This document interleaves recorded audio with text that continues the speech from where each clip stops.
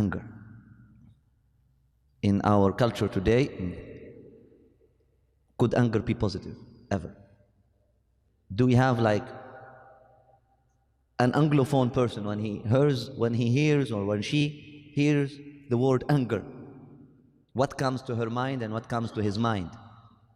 Because when we say ghadab in Arabic, it's neutral. Ghadab could be anger, the anger that we know, the bad, the negative anger, the impulsive anger. And ghadab could be simply the refuting and resisting something and manifesting his disapproval. That would be ghadab in Arabic. It could be also the anger that all of us know. So I want your input regarding the person who gets angry. At the right. Listen and take note of this. Is really beautiful. The person who gets angry at the right things. At the right things. And toward the right people. And toward the right people. And also in the right way. In the right way. At the right time. At the right time. And for the right length of time. For the right length of time. Is morally praiseworthy. Is morally praiseworthy. So he gave you 5 conditions. First of all, get angry at the right things. That was number 1. Because the majority of people, they get angry at the wrong things.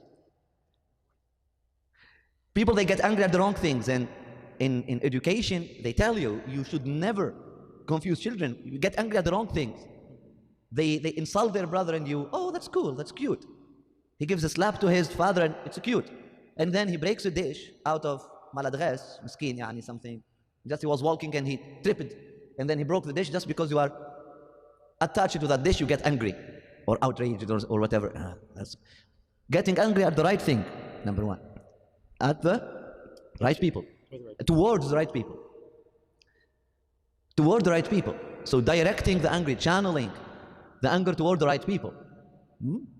Don't get angry toward innocent people. Get angry toward people who really deserve and also, I would say, would benefit from that anger. Otherwise, why would I invest that power that God has given me? It is an emotional power. It is an emotional power within us. The 5 pillars of spiritual activism. And that would be the scientific definition that I will give to anger. I know you cannot use it all the time, but it is a spiritual activism. That's the definition of anger, and that's the thing. It is a spiritual activism. It is the spirit coming to action. And I will add to what Aristotle is saying, from the right place. And that's the verse in the Quran describing Rasulullah sallallahu alaihi wasallam and his inheritance and his legacy. لَقَدْ جَاءَكُمْ رَسُولٌ مِنْ أَنفُسِكُمْ. The first thing, first of all, عَزِيزٌ عَلَيْهِ مَا عَنِتُّمْ حَرِيصٌ عَلَيْكُمْ بِالْمُؤْمِنِينَ رَءُوفٌ رَحِيمٌ. And that's the spiritual activism. عَزِيزٌ عَلَيْهِ مَا عَنِتُّمْ. And that's actually the anger. It saddens him. It hurts him. It pains him. It makes him angry in the positive way. It moves him to come and to step out of his comfort zone, to come and lift you up. What are you doing? To see his people in self-inflicting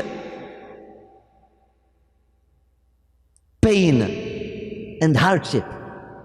I gave you the solution. I have taught you everything. Sayyidina Musa alayhi salam, ghadab. And that's the images. How could you do this? You have received guidance. أَلَمْ يَعِدْكُمْ رَبُّكُمْ وَعْدًا حَسَنًا. Didn't your Lord promise you good things? Didn't your Lord show you His enough love, enough compassion? Your Lord has given you everything. He saved you, miracles after miracles, honored you. How could you go down after all of that? It's out of pain, out of concern, and it's not giving up after that.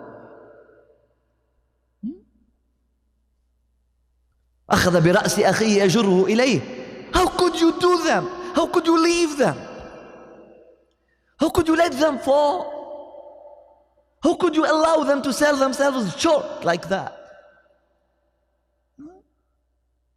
That's the ghadab. Coming out of place of harisun alaykum. Azizun alayhi ma'anitum. It hurts him, it pains him. He suffers more than you to see you self-inflicting, to see you hurting yourselves like that. Harisun alaykum. He has so much deep concern for you. And also, He is Ra'ufur Rahim. Bil-mu'minina, Ra'ufur Rahim. And for those who actually trust Him, they won't see Jalal, they will see His Ra'fa and Rahmah in that. And if you come to trust Him in that state, you will actually get to see what is behind the veil. You will only see love. He is coming from a loving, caring place.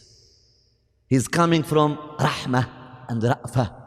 It's not coming from hatred, or it's not coming from a place of hatred, or coming from a place of arrogance. It's coming from a place of ra'fah and rahmah. So those who are outside, they will see concern and izzah. And if you get enough trust and come inside, you will see ra'fah and rahmah. You will actually get to see the love, out of love, the true love. And that's spiritual activism. If it is coming from the right place. So what Aristotle tells you again? At the right things. Yes? And toward the right people. Toward the right people. And also in the right way. In the right way. At the right time. And for the right length of time. And I would say from the right place.